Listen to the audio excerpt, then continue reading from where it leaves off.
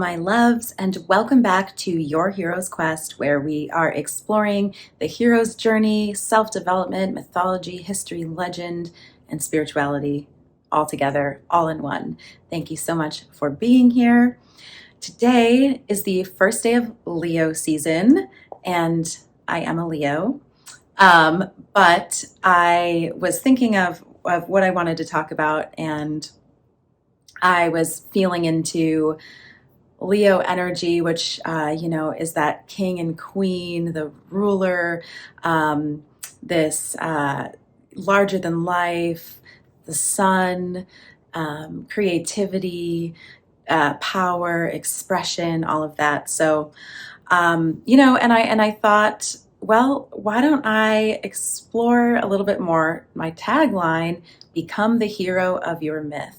Because who better to look to than a Leo, that lion courage to help you become the hero of your myth? When you think of your life as a myth, what role are you currently playing? And you can be totally honest with yourself. And this isn't, something that is where you're always at, because of course, like we always say, the hero's journey is very cyclical and life is cyclical. We're always going through different cycles. We're on the up, we're on the down. It's like the Wheel of Fortune in tarot. So currently, what role are you playing? Are you in hero status of your life? Are you playing the sidekick or the villain? And how can we get you back to hero? Because there is only one person that can be the hero of your life, and that is you. And I think that we can affect the most positivity, change, fulfillment, joy, and bliss when we are continuously stepping into that hero role and observing when we fall out of it and maybe fall victim to victimhood or blame or shame or guilt or focused on external or the other, and a whole number of things that can get in the way of us being that courageous, powerful leader of our lives. Of course, we all have the power and courage within us to do this. But I do think, I do want to say that I think it can be scary because it calls us to take full responsibility for our lives. When you are in that leadership role, no one else is responsible for anything that's happening in your life but you. And it's a little scary to take that full responsibility because all the roads lead back to you, right?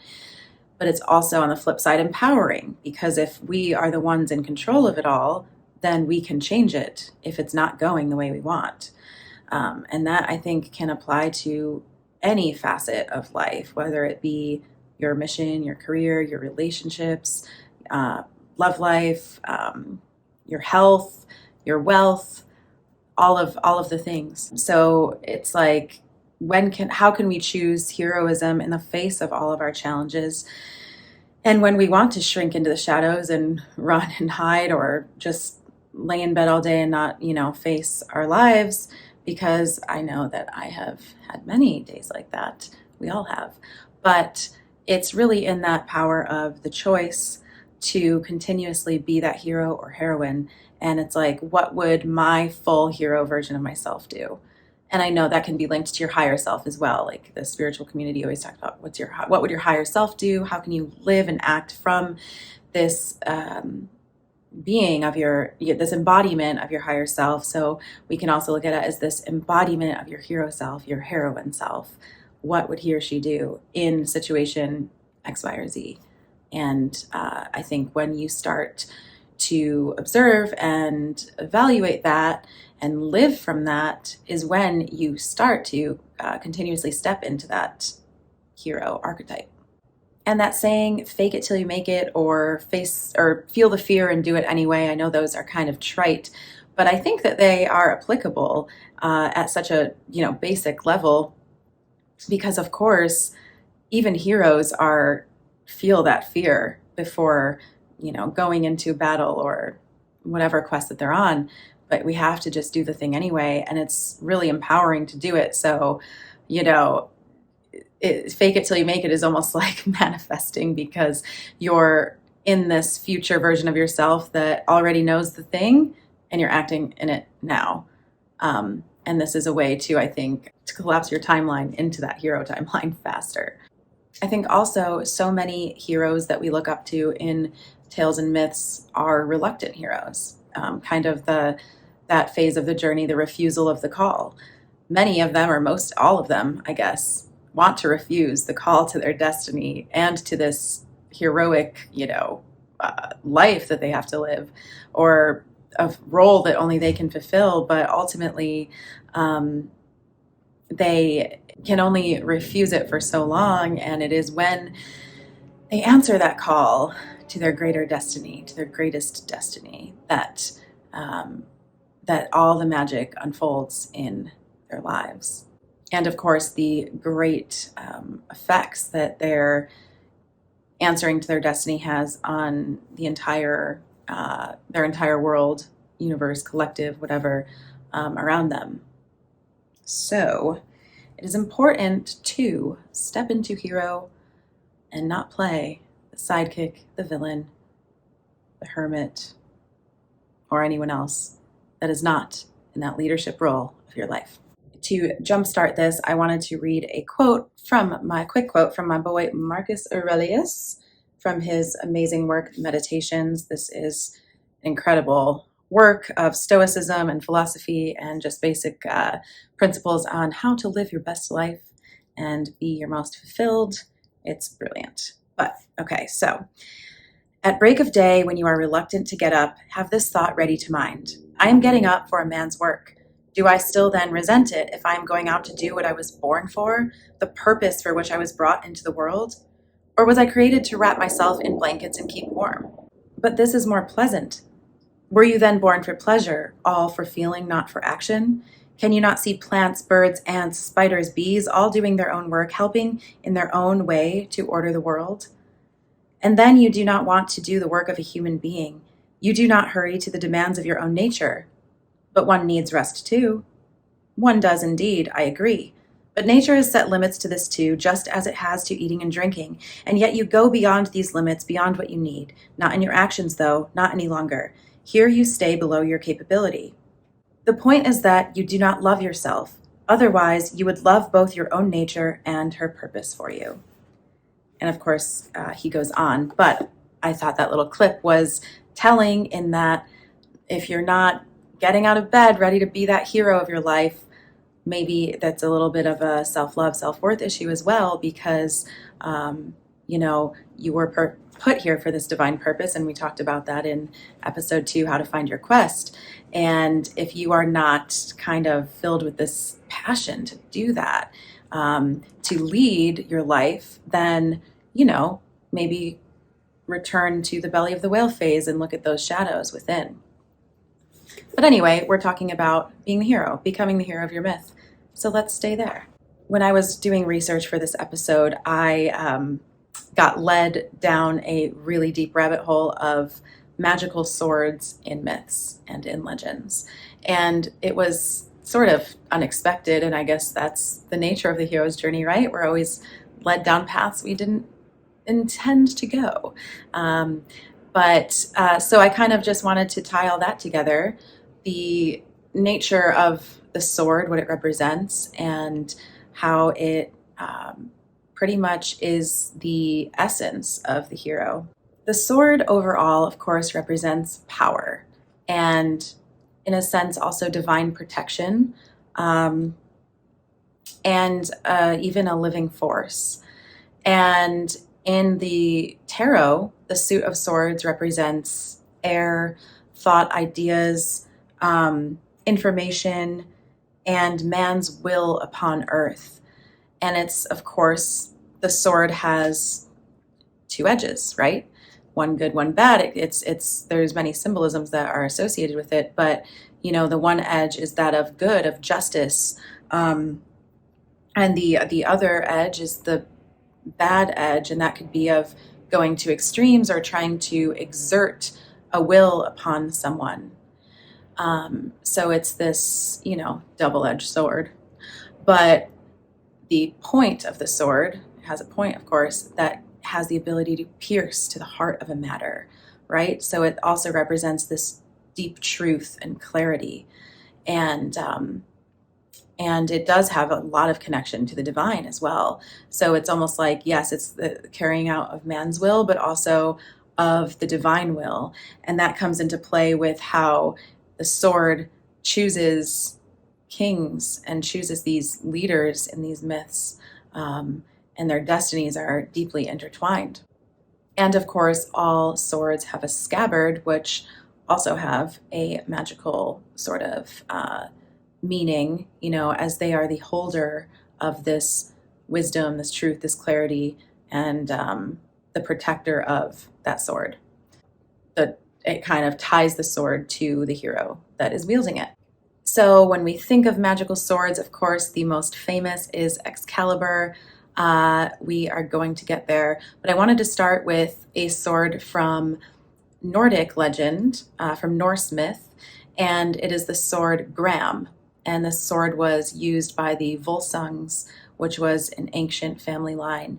And it is brought to a wedding feast by Odin, who is the god of all gods in Norse mythology. And he's in disguise, but he thrusts the sword into the tree that is in the middle of their hall, of their home. It's made within these like magical trees. So he thrusts the sword in and says, whoever can pull it out can have this sword of great power. It is my gift. And of course, all these the diners or the attendees of this feast, of this wedding, try to do it. And Sigmund is a Volsung, so he is the one that pulls it out with ease, and so he's gifted the sword. Later on, it is broken in battle. Sigmund, I think, is slain, and the two pieces of the sword are given to his future son, Sigurd, who later brings them to a dwarven smith, Regin, to be reforged. And then this sword is able to slice through anything, wood, iron, without even a thought. And it is the sword that Sigurd uses to slay Fafnir the dragon, who was unslayable without it. And it just pierces straight through his scales. So that sword, of course, is tied to that family destiny, that legacy, and the hero that Sigurd was meant to be. And, none of those other people at that feast were meant to have that sword because that was not their destiny. Another super magical and amazing sword is in Lord of the Rings. Sorry, I know I always cite it, but there's just so much to that tale that's just epic. But it is the sword Narsil that was forged in the First Age, way many centuries, if they have centuries ago, by a dwarven smith as well, named Telchar. And this sword, Narsil's name, meant red and white flame, symbolizing both the sun and moon. Its light was meant to be the enemy of darkness. So this is a super ancient blade that finds its way into the hands of King Elendil, who uses it in a battle against Sauron. Isildur is there at the battle, picks up the sword, and slices off Sauron's finger that had the one ring on it. The blade breaks, and Sauron is defeated for the time being. And Isildur takes the ring and the shards of the sword. The sword is picked up by someone else and brought to Rivendell, where these shards, these two pieces of it, remain for the next 2 full ages, just broken. Where, of course, we meet Aragorn, who is the last living heir and descendant of Isildur and these ancient kings. And but he has been living as a ranger named Strider. He's sort of renounced his destiny as Aragorn. He does not want anything to do with the title of king or this legacy that he's a part of. And it isn't until there's a critical point in the story, where the evil of Mordor is just like getting really crazy, and um, this destiny is like pressing upon Aragorn. And the elves of Rivendell reforge the sword, and it's given back to him. And he renames it Anduril, Flame of the West. And this sword is a symbol of his destiny, his legacy, his power. By finally accepting the sword, he finally accepts his destiny. You would call upon them to fight. They believe in nothing. They answer to no one. They will answer to the King of Gondor.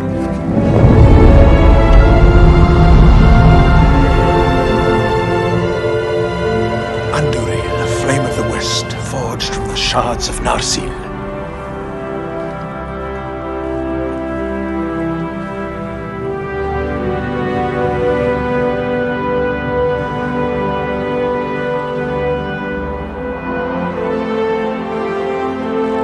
Sauron will not have forgotten the sword of Elendil.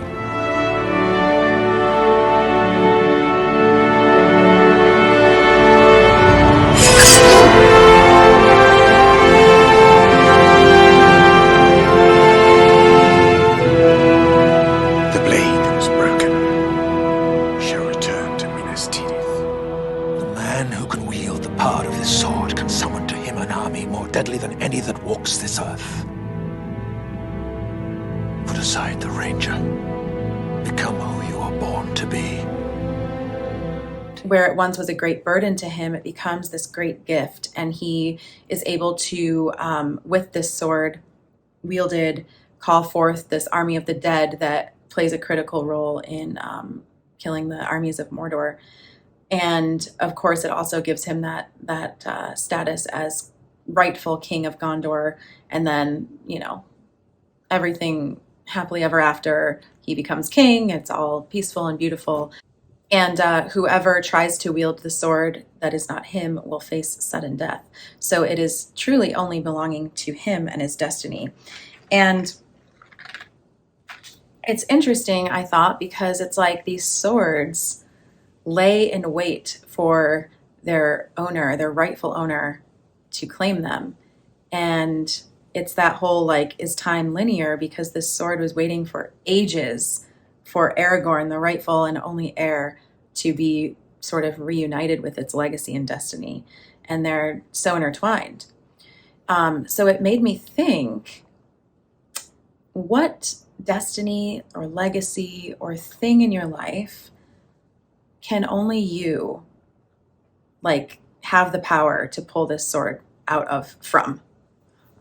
What thing are you and you only appointed to wield this sword of power, truth, clarity, destiny? And are you avoiding it? Because, like I said, Aragorn certainly was. And these swords can go in kind of on the down low for a while. And it's easy to want to sidestep from our destiny and that hero status because, again, it's such a responsibility.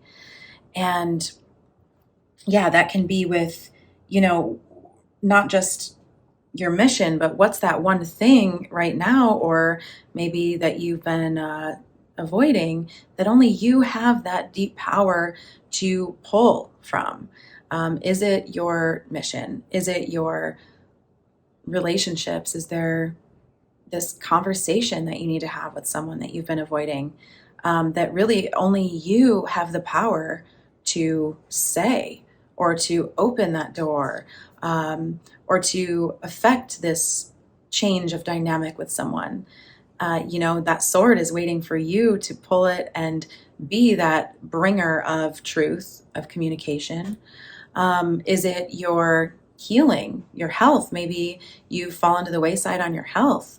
And, as we all know, nobody can step into our shoes and go on that run for us, or make that salad for us, or, drink enough water, whatever it is we're supposed to be doing, take vitamins, all the things. Like, we are the wielder of that power to keep this body in its full status of, best working order, or your wealth, your abundance, your mindset. It's everything really. It's that responsibility for yourself. But the hero doesn't shy from this, but is like, sees that sword and is going to try to take it out of the stone, the tree, get it reforged, whatever it is, eventually. But my urge is that we don't wait around trying to avoid it like Aragorn did, even though all worked out perfectly, but that it is that sort of powerful leader, Leo energy of, yes, I am that king, I am that queen, I have the power to pull that sword, I have the power to wield that sword, I am worthy of that sword.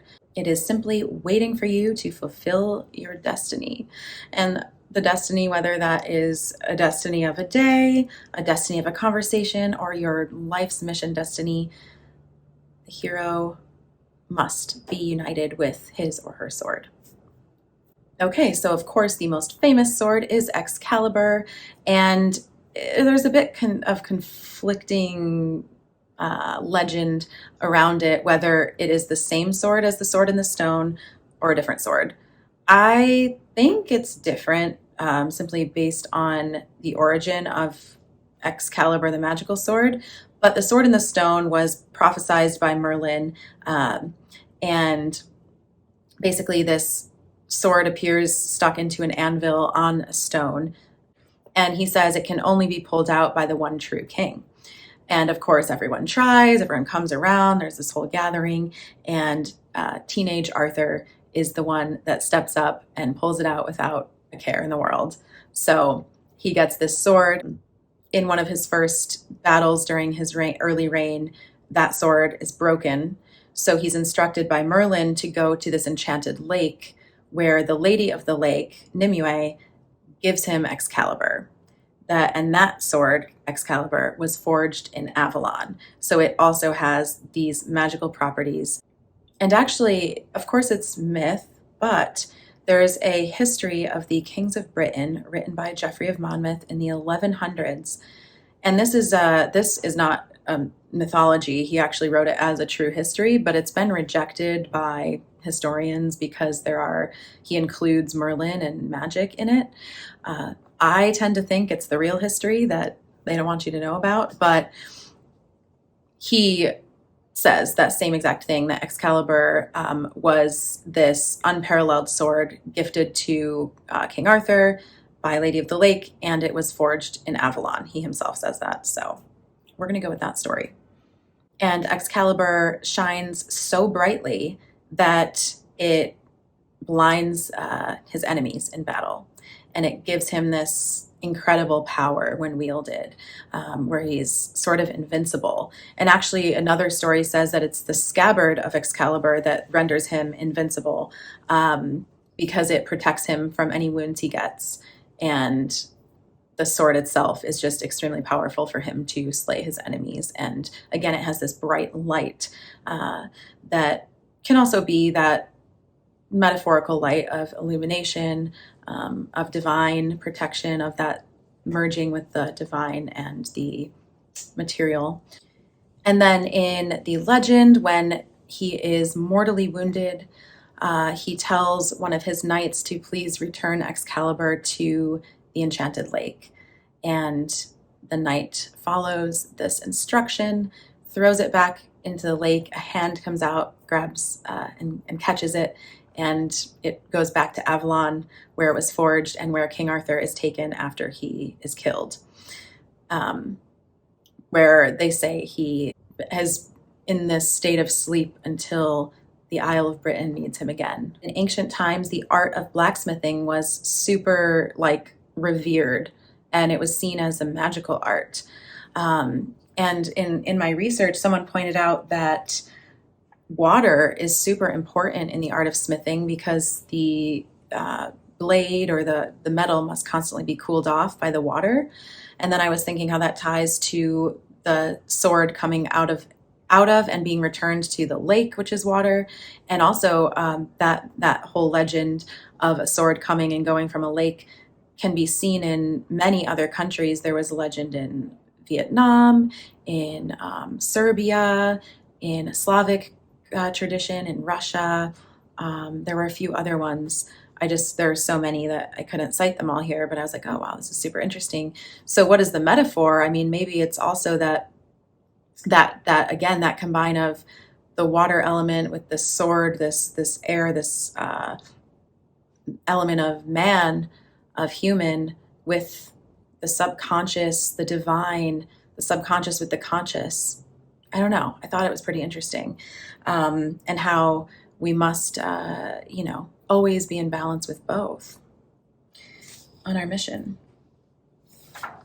And of course, the ultimate sword bearer, sword wielder, is Archangel Michael, the archangel of all archangels. He is the leader of the heavenly hosts, the commander of the legions of light. He is the highest of them all. He wields more power and has more authority than all of them. And he works ceaselessly against the forces of darkness to bring peace and harmony to all.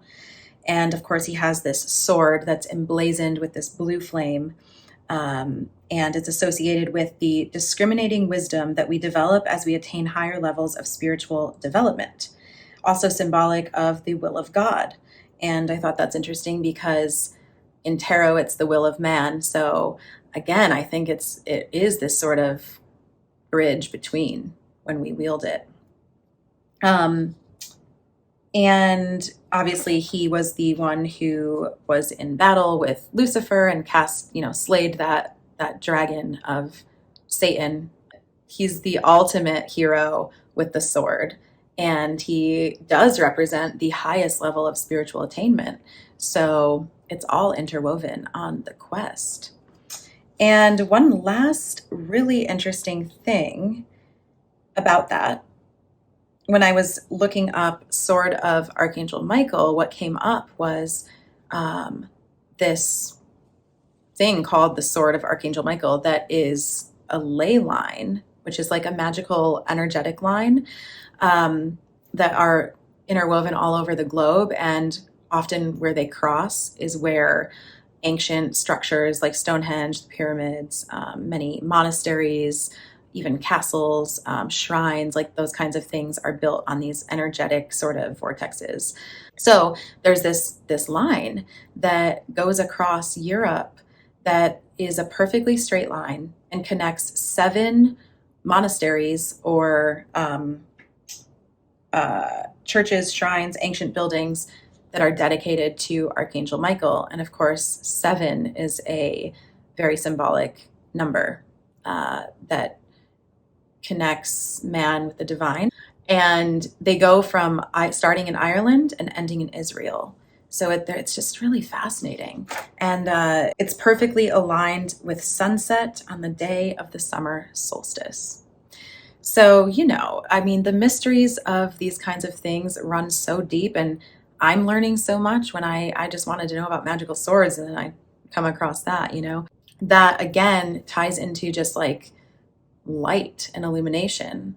All these shrines dedicated to the light bringer, and the fact that they're aligned perfectly with the summer solstice, which is the day of the longest day of light. So thought that was super fascinating. And to sum it up, how can you be that sword wielder in your life, and how can you step up to that stone, that tree, and pull that sword out and claim yourself as the hero of your myth? Because no one can do it for us. And it is very easy to ignore our calls, to refuse the call, and to want to stay in a life of comfort, right? With quotes, because it's not comfortable to be in disharmony with our partner or in a state of, maybe a poverty mindset or lack mindset. It's comfortable to claim your destiny. It might be uncomfortable at first because you're not used to that leadership role, right? But I think it's once you start stepping into it more and more, it becomes easier and it unfolds, and you're like, oh my gosh, this is what I was meant to be all along. And as we always say, that's where the magic starts to unfold, right? And it's just that when you claim responsibility, although it comes with, a lot, it's so empowering because you are the creator of your destiny. You are the one that is there to claim your destiny, whatever that is. You are the co-creator with the divine, using that sword as both the will of the divine and the will of yourself, your deep will to go forth and be the best you can be in this life, live the best life that you can, be that king or queen of your life, that hero. The king, often he wasn't just a figure that sat on a throne and ate feasts and stuff. He also went out to battle and oftentimes was the one who was leading the battle, or was the most prodigious of the prodigious fighter in the battle, and had the magical sword, and everyone looked to him as he was the bringer of the destiny for all. So you really do have that much power in your own life, and becoming that hero status and moving away from ever playing the sidekick to your own self is really going to bring the most joy and fulfillment, even in uncomfortable and challenging times. So I hope you enjoyed this, and let's pull a card for a quick message to give a little more illumination on the sword, the hero and the sword, and becoming the hero of your myth, and coming to that place where you can always reflect and ask yourself, what would my hero self do when you're feeling that fear, when you're feeling like, I don't think I can do this? What would your hero or heroine self do in that moment to wield the most power, illumination, wisdom, and good in your life?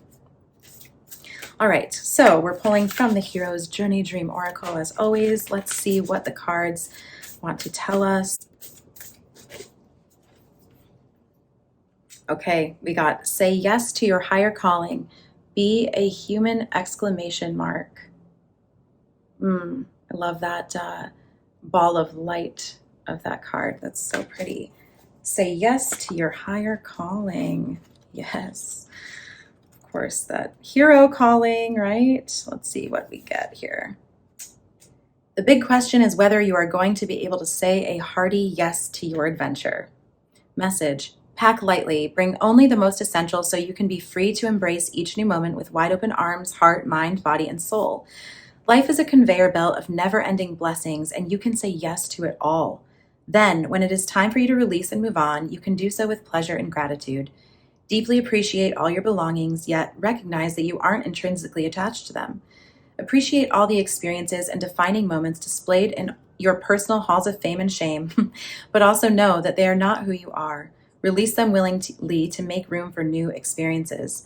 Feel the butterflies and sensations of love well up within you, and trust that saying yes to the beckoning winds will lead you to the perfect people, places, and situations for your maximum soul growth. You are ready. Mantra: I trust my yes to lead me to the perfect people, places, and opportunities. I love that. I think that gives a good exclamation point to our message.